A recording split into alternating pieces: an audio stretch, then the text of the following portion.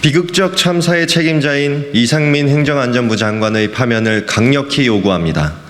오늘 오후 2시에 이상민 장관 탄핵 심판 최종 변론이 예정되어 있습니다. 최종 변론에는 유가족 대표 한 분의 진술을 듣고 국회와 이 장관 측의 최종 의견을 끝으로 모든 변론이 종결될 것으로 보입니다. 그간 2번의 준비 기일과 3번의 변론 기일이 있었고 행정안전부 2명, 경찰과 소방 각 1명 등 4명의 고위공직자 증인신문이 진행되었습니다. 더불어민주당 이상민 장관 탄핵심판 TF는 헌재의 탄핵심판 전 과정을 모니터링해왔습니다. 이상민 장관 측에서는 참사의 진실과 책임 소재 규명에 불리한 사안들을 거부하는 등 비협조적인 자세를 일관되게 취해왔습니다. 국회 측에서 신청한 증인 8명 중 유가족과 생존자에 대한 증인 채택을 장관 측에서 강하게 거부하면서 기관 증인들로만 신문이 이루어졌습니다. 생사의 문턱을 넘어온, 그래서 참사 전후 기관들의 대응 상황을 가장 잘 알고 있는 생존자의 진술 기회를 부여하지 않는다는 것은 결코 이해되지 않습니다. 이상민 장관이 참사 전후에 적절한 대응 조치를 했는지 판단해 보기 위한 휴대전화 통신 기록 조회도 거부되었습니다.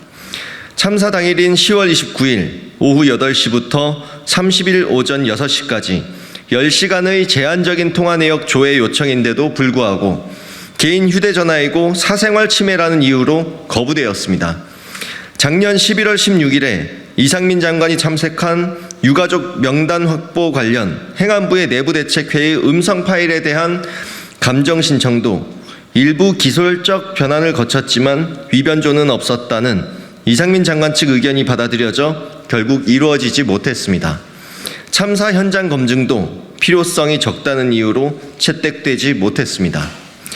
증인신문에 나온 고위공직자들은 참사 현장 상황에 대한 파악과 이해가 부족한 상태에서 해당 기관의 책임을 모면하려는 진술과 이상민 장관을 적극 비호하는 모습뿐이었습니다. 당시 영상 송출이 불가했던 상황과 재난안전통신망 운영체제 등을 제대로 알지도 못하면서 개인적 소견임을 전제로 당시 지원과 구조에 문제가 없었다고 반복적으로 주장했습니다.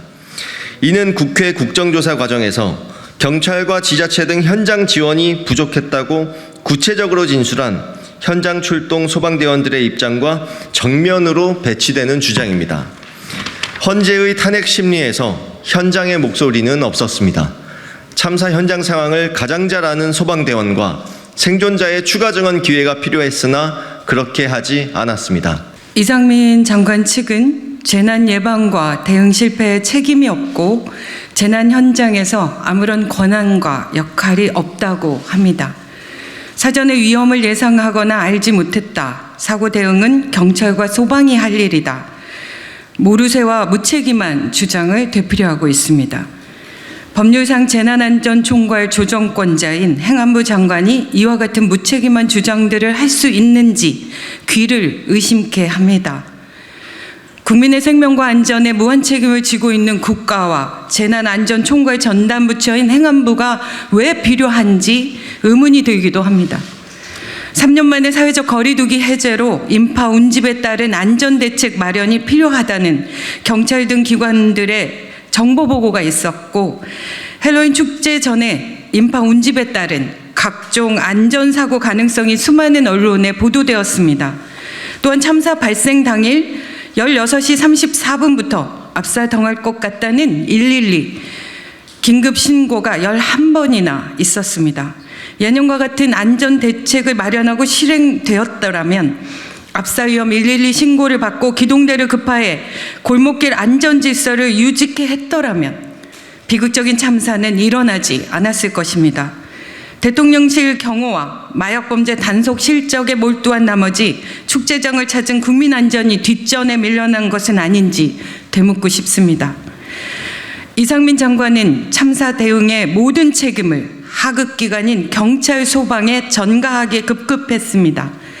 사고인지 이후 촌각을 다투는 골든타임에 행안부 직원과 경찰 소방으로부터 전화보고를 8번 받고 수행 기사를 기다리다 85분이나 걸려 참사 현장에 도착해 30여 분 머물다 온 것이 전부였습니다.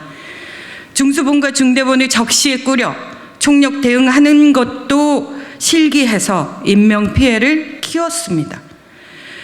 헌법과 법률이 행안부 장관에 부여한 재난안전총괄 조정권자의 역할을 제대로 수행하지 못한 무능과 무대응을 합리화하기 위해 온갖 무책임한 변명을 하는 모습이 딱하기까지 했습니다. 헌재 탄핵 심리 과정을 거치면서 이상민 행안부 장관의 탄핵은 더욱 자명해졌다고 할 수 있습니다. 참사의 예방과 대응, 인명피해 최소화를 위해 법률이 부여한 권한을 최대한 행사해서 국민의 생명을 구하기 위해 분투하는 행안부 장관의 모습은 그 어디에도 없었습니다. 사방이 트인 서울 한복판에서 159명이 사망하고 196명이 다친 엄청난 참사가 모든 것을 말해주고 있습니다. 이상민 장관의 탄핵은 안전사회로 나아가기 위한 첫 걸음이자 국민의 생명과 안전을 최우선시해야 하는 국가의 역할과 공직자의 자세에 경종을 울려줄 것입니다. 또 폭염 속에서 159km 릴레이 행진과 당직 농성을 이어가고 있는 유가족의 아픈 마음을 어루만져주고 국민 통합을 이룰 수 있는 계기가 될 것입니다. 이제 모든 결정은 헌법재판소에 달려 있습니다. 오늘로 변론이 종결되면 헌법재판관들의 평의와 결정문 작성 절차만 남아있게 됩니다.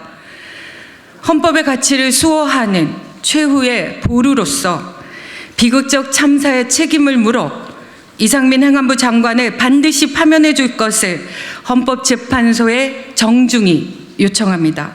2023년 6월 27일 더불어민주당 이상민 장관 탄핵심판 대응 TF팀 진선미, 권칠승, 박주민, 기동민, 김승원, 오영환, 이수진, 이해식, 최기상 의원 일동입니다.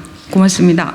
헌법재판소는 이상민 행안부 장관을 파면하라! 파면하라! 파면하라! 파면하라!